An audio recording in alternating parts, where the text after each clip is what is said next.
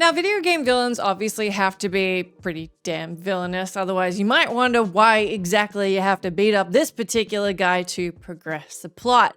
That said, some of these bad dudes do seem to take it a little bit too far. Some video game villains' plans are so obscenely evil that it makes you take a step back and go, well, damn, dude. I'm Jess from WhatCulture, and here are 10 obscenely evil video game villain plans.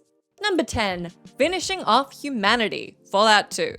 Now, humanity already has it pretty darn rough in the Fallout universe, especially in the first two games where the idea of an established civilization is more of a pipe dream than an actual reality. That is to say, they definitely don't need a relic from the worst parts of the old world coming back to try and make things somehow worse. Enter the Enclave. The Enclave was a military fascist cult made up of the inbred descendants of American politicians, generals, and business moguls. In their mind, the tribes of Fallout's America are tainted savages and mutants, while they are true Americans. Their plan to correct this discrepancy? Roll in and slaughter literally everybody already living there. The way they go about purifying the game world is nothing short of brutal obliteration, and it certainly doesn't help that they can pretty much just arrive and leave without anybody knowing, since they operate some of what are the only remaining flying machines that are left operable after the whole nuclear thing. Nasty.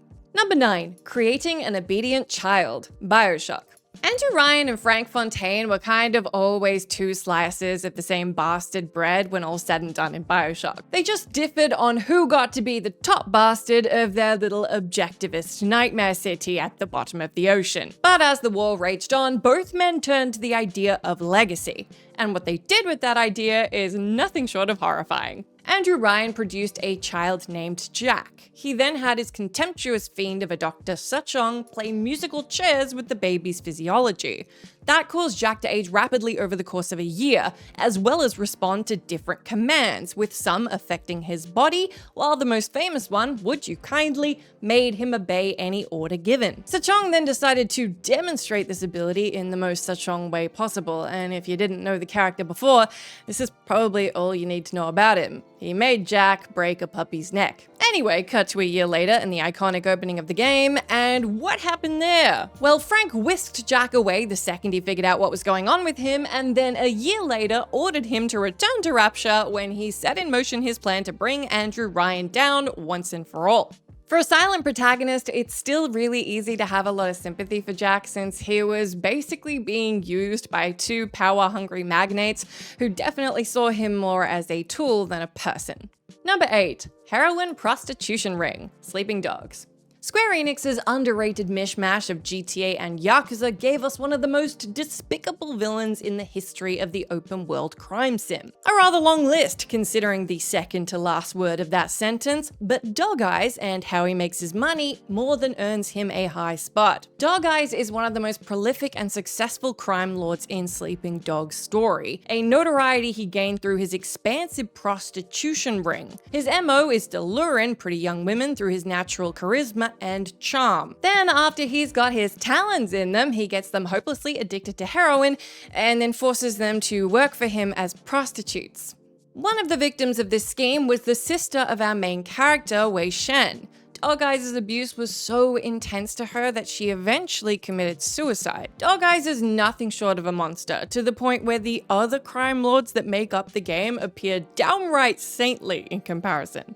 Number 7. Psychic Social Ladder Climbing. Persona 5.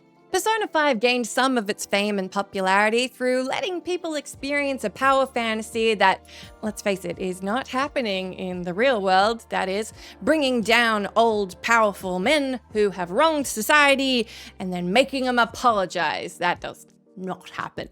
And oh boy, was that felt hard in the penultimate dungeon of the game with Masayoshi Shido, the sociopathic, social ladder climbing scumbag antagonist of the entire game. Shido wanted to be the Prime Minister of Japan more than anything. Problem was, he had the charisma of a depressed alcoholic clam and looked like a generic corporate stiff, so there was very little chance of him getting elected the right way. Fortunately, he managed to get his hands on the research of one Dr. Wakaba Ishiki, which proved the existence of a realm called the Metaverse, built entirely out of the human collective unconscious. And by get his hands on the research, we're basically shorthanding and sugarcoating the fact that he got his son Akechi to assassinate her in the metaverse and then steal all her research. Shido proceeded to use his knowledge of the metaverse to take control of the entire country from the inside, corrupting entire swaths of Japan's business and political sectors into his thrall, and having Akechi murder anyone who wouldn't toe the line. All of which was for nothing more than to sate his own ego, having no actual plan for his administration. Shido is one of the most realistic villains of the Persona franchise, which just makes his entire persona and motivations all the more loathsome. Number 6. Social ladder climbing via weaponizing moral panics. Yakuza Like a Dragon.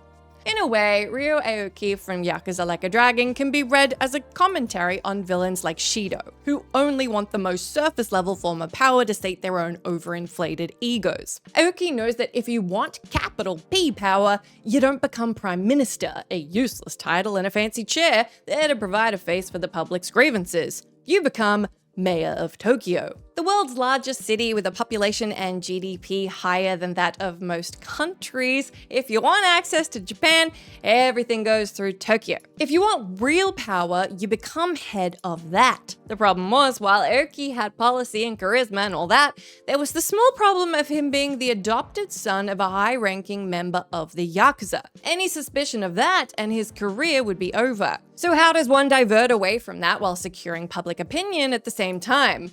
Why? By weaponizing the politician's favorite tool, the moral panic. For this, he founded the activist group Bleach Japan, a bunch of moralistic busybodies who want to clear out all the grey areas from their country. That, of course, put anyone who was homeless, an immigrant, or anything they deemed deviant right in their crosshairs. They tear down homeless shelters, they illegally extradite immigrants back to their home countries where they'll most likely die, and overall do all the heinous stuff that gets a politician in good with the goldmine known as the conservative demographic. Kasuga may love the young master, even maybe towards the end of the game, but there's nothing to say he didn't deserve every single punch that he gave him, eventually. Number 5. Terrorizing one family for centuries. Sly Cooper and the Thievius Raccoonus. The Cooper family, for all its noble Robin Hood-esque intentions, has always had a nasty habit of not just making enemies, but awakening an almost primal hatred in the bones of certain people. The kind of hatred, in fact, that drives one to almost insane lengths. For example, clockwork. This obsessive owl was so consumed by his hatred of the Cooper line that he rebuilt himself entirely in steel and machinery in order to ensure that the Cooper family would never be free of him. And considering that the game shows glimpses of him as far back as ancient Egypt, the fact that he managed to not only invent robotic prosthetic limbs, but also computer chips, as seen with the hate chip in Sly 2, it's all the more impressive. We don't even really know why he hates the Coopers so much. After this much time though, I doubt he even really knows anymore. But whatever his reasons may be, Clockwork has dedicated the past 1,000 years to ensuring that the Cooper family never enjoys a moment's sleep. A hatred only ended by Sly Cooper in Sly 2, and even then, Clockwork manages to permanently traumatize him and the Cooper gang before going down. So this doesn't technically compare to the more heinous and gory acts from other people on this list, but it's the dedication to the hate and villainy here that we just can't help but note. Number 4. Perpetuating the Civil War Skyrim. The Thalmor are almost always behind anything bad going on in Tamriel, all the way back to the original games. And at the start of Skyrim, they seem to have won via the White Gold Concordat more or less throwing open the gates of every level of the Empire's government for the Thalmor to waltz right in. They basically defeated the Empire with a single treaty. But the Thalmor's leaders, of course seeking even more control than that, decided to spark a bunch of events into motion and manipulate them in order to cause and maintain a civil war in the northernmost region of Skyrim. As you learn from a note you find in the Thalmor embassy, Ulfric Stormcloak might be a Thalmor sleeper agent. He escaped before they could confirm that the programming took hold, and for obvious reasons, can't get close enough to confirm. and it basically suggests that the entire war was their idea. They want the Empire as weak as possible in order for them to conquer the entire thing, and nothing weakens a nation like a good old-fashioned civil war. As such, this brutal and costly civil war needs to go on for as long as they can make it, which is why the Greater Imperial Legion hasn't come into Skyrim to help Tullius put down the rebellion. Orchestrating death and misery on a continental scale like this, just so you can put an end to one place's culture is, yeah, that's next level villainy stuff.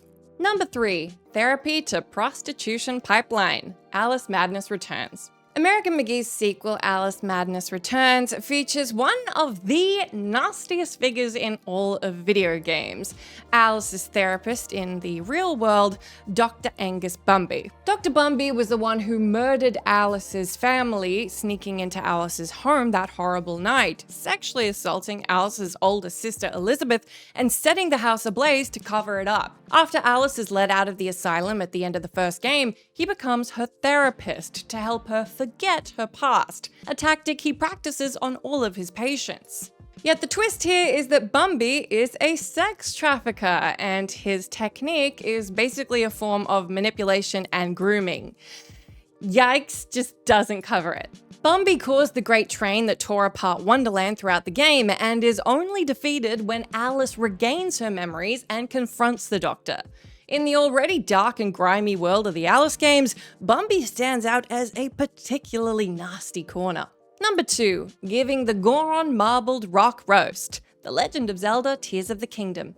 Tears of the Kingdom is the first console Zelda game since Twilight Princess to feature Ganondorf Dragmire as the main antagonist. And good lord does the game succeed at reminding you why he's the Demon King. Ganon, either in disguise as Zelda or through proxy agents, blights the lands of Hyrule with various, specifically crafted horrors to either weaken or destroy them. The Rito get a never-ending blizzard, the Gerudo get an impenetrable endless sandstorm, the Zora get gunk falling from the sky which pollutes their water, and the Goron get, they get drugs. There's no other way to say it. The Goron get drugs. Ganon concludes that the best way to keep this particular population from becoming a challenge to his rule is to introduce a highly addictive drug into their community, which proceeds to rot that community from the inside out. His weapon of choice is Marbled Rock Roast, a stone that's so irresistible to the average Goron that they turn on each other like animals in order to get more. The real-life implications of this one are a little too terrifying, and it's just so chilling to envision